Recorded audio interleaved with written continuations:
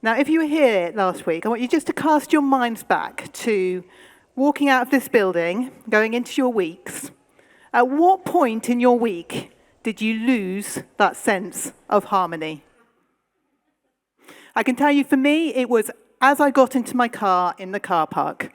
Got into the car, kids start fighting over some minor little toy, who's going to have it.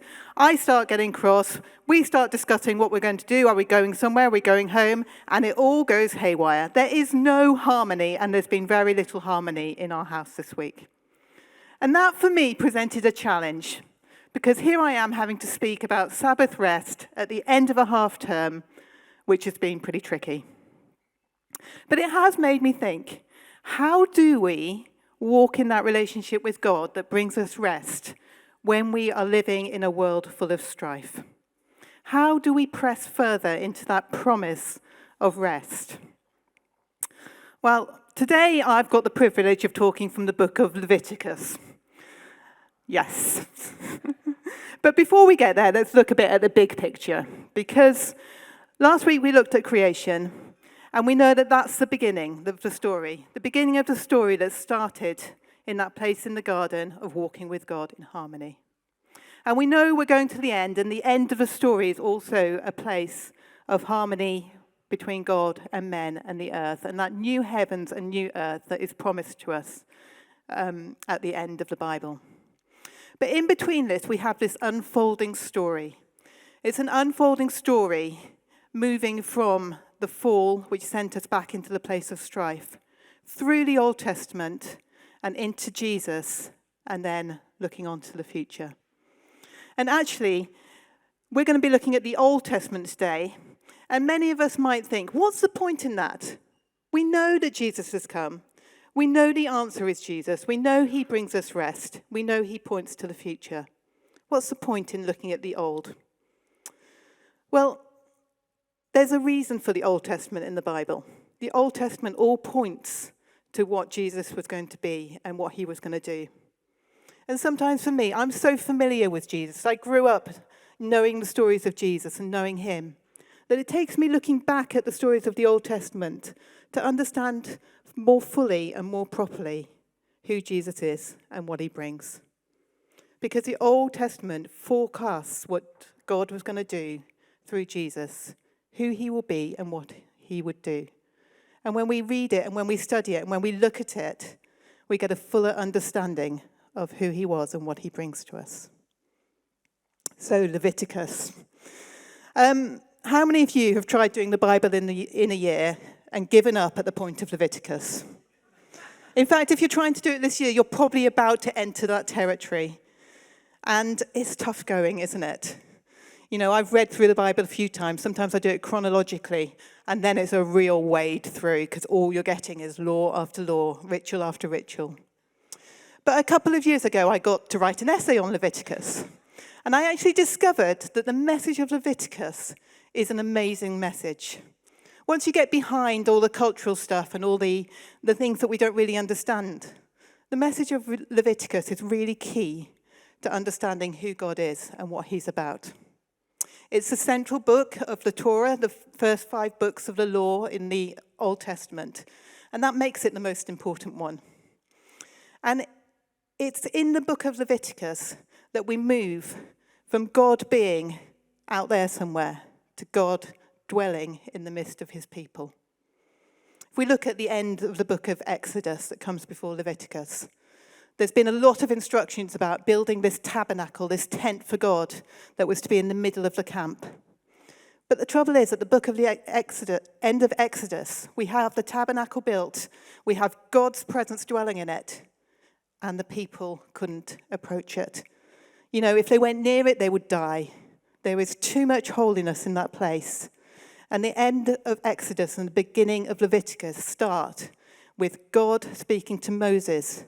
God's in the tent, Moses is outside. By the beginning of the next book of the Bible, the book of Numbers, Moses is in that tent with God, in the very presence of God. So during the book of Leviticus, we see God making a way to once more dwell with man.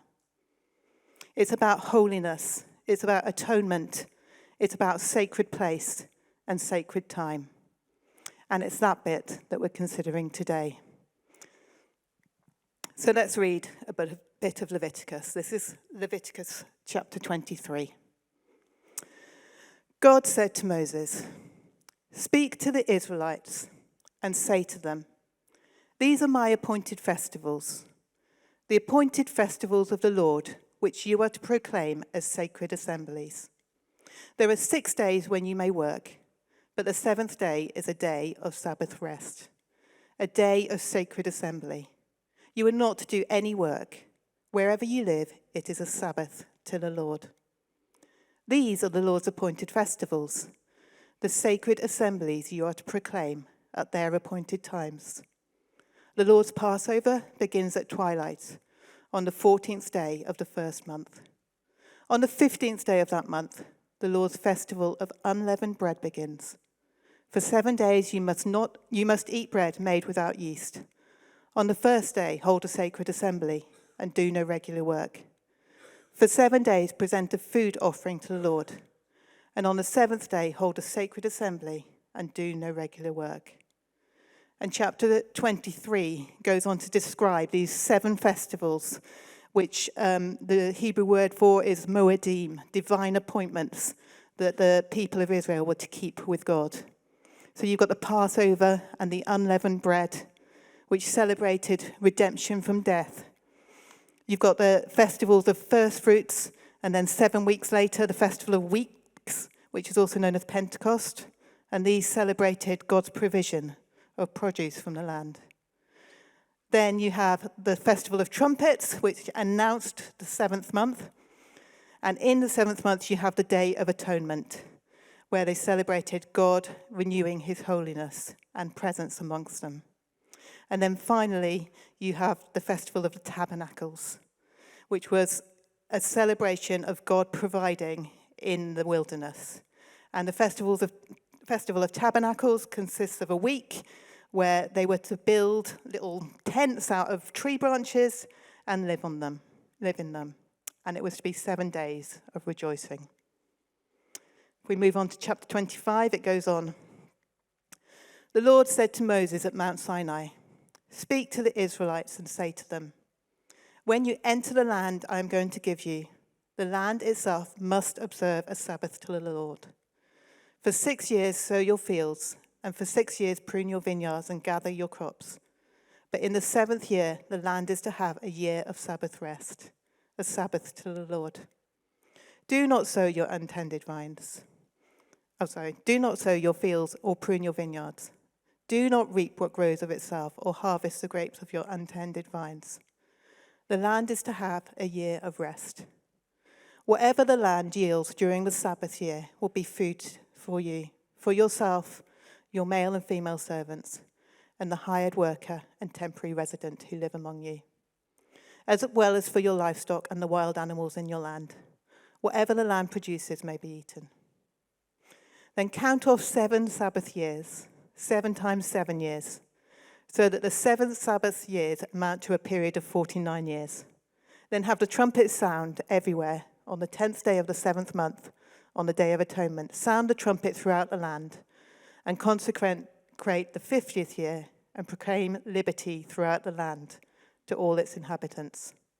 It shall be a jubilee to you, each of you. Each of you is to return to your family property and your own clan. The 50th year shall be a jubilee to you." So what do we notice in these passages? Well, there's an awful lot of 7s, isn't there? An awful lot of 7s and an awful lot of stopping.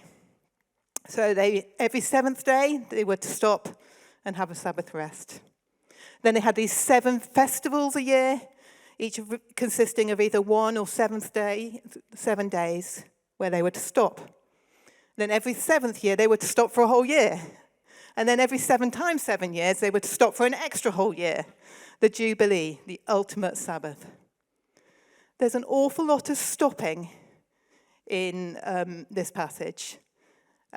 For a people that depended on the land, that depended on cultivating it, which if anyone watches farming programs or indeed does any farming, you know is a day-to-day is day-to-day work. But the people of Israel were told to live differently. They were told to stop. Now, my children don't like the word stop, and I don't think we do either. If we say stop in our house, one of two things happens. Either the behaviour that you've asked them to stop escalates and becomes worse. So stop shouting, then becomes screaming. Stop screaming, then becomes hitting. Stop hitting, then becomes kicking, and there's a big fallout. The other thing that happens, very strangely, and I don't understand this, you ask one child to stop doing something, and immediately the other one goes, oh, I'm going to do that, and does it instead. I don't think we like stopping as a people either. I mean, Dave talked very well last week about what we've done to the stopping that we think of as Sabbath. And actually, what a horrid thing we have made of it, that we've taken all the joy out of it. We've made it into rules. And actually, I think part of the reason my children don't like the word stop is that they think I'm trying to take control back from them. They think that I'm going to be a spoilsport, that whatever they're doing, whether it's hitting and kicking each other or running around like a maniac, Mum is spoiling the fun. But actually, there's more to the word stop in Leviticus than God spoiling the people's fun. Okay, I'd quite like to redeem the word stop today in regard to the Sabbath. Because, yes, it's not about stopping. It's about why they were told to stop. So we're going to look at the 3 stop to do something in Leviticus. And actually, if we can get out of our minds that it's about stopping, it's about why they're stopping, then we might actually find something helpful. So the first stop to is stop to reorientate. Stop to go back to that place of walking with God. Stop to go back to dependence on God. The practices of stopping in Leviticus reminded the people of Israel that they didn't have to do it on their own. They didn't have to strive to survive in the land that God was taking them on their own. They did it in a partnership with God, with a God that dwelt with them. When I'm asking my children to stop, I'm not trying to spoil their fun. I'm trying to reorientate them back to what is healthy and actually healthy for the whole family and not just for them. Walter Brueggemann describes the occasions of disciplined holiness as something which served to generate and sustain community among the Israelites. Celebration brought the community back into the presence of God in the tabernacle to be renewed and sustained in living holy lives. So when the chaos invades, when that feeling of harmony diminishes as I get in the car, am I able to stop, maybe just momentarily, and reorientate myself back to walking with God? I don't have to parent these children on my own. I do it in partnership. I don't have to achieve at work on my own. I do it in partnership. I don't have to change the world on my own. I do it in a partnership with God. I love that verse in Psalm 121 that says, I lift my eyes to the mountains. Where does my help come from? That's what we stop to do. We stop to reorientate time after time and take ourselves back to God. The second reason why the Israelites were told to stop was to stop to remember and celebrate. At the beginning of each year, I put together a photo book for each of my children. And I trawl through the photos of the year and pick out some really nice ones and put them in a book for them. And I was doing it this year, and I was like, wow, we've had some great moments of joy this year. We've had some fun times. We've had some brilliant times as a family. But when I, at the end of last year, thought, what's 2022 been like? It had been hell. It had been really hard. And it felt like, through looking at the photos, looking back, I was reminded that there was reasons to celebrate. And for Israel, each of the festivals celebrated God's provision and God's rescue. And they stopped to reenact these things and to bring, something of the Garden of Eden back into their reality. Remembering our past stories points us towards our future. When we act out of what God has done for us, we bring the future into our reality. The Bible's full of people doing this. We think about some of the things that Jesus said in the Sermon on the Mount, how we were to act. That was acting the future in the now and bringing the future into the now. So when we remember our stories, remember the big story of what we're part of and celebrate it regularly, we get into kingdom living and out of living in strife. Thirdly, the stopping was all about the other and the earth. They stopped to release others. The Sabbath was not just for the Israelites. Every time Sabbath is mentioned and stopping is mentioned, it's not just for you. It's for your servants. It's for the immigrants who live in your land, that they can rest, that they can have freedom. And each of the festivals involved releasing the land and releasing the people around them into freedom. And then we have the ultimate Sabbath, the Jubilee, where there's a total reset, where everything goes back to the way God intended it, where land is returned, where slaves are set free, and where release happens. It's interesting if you look at the words used in Leviticus and compare them to the words used in the Gospels. Where Leviticus talks of release, the Gospels speak of forgiveness, and it's the same word. When we release people in forgiveness, when we release people through working for liberation, it doesn't feel like a rest, does it? It can feel really hard, but it's in those places that our relationship with God comes near, and actually we find rest.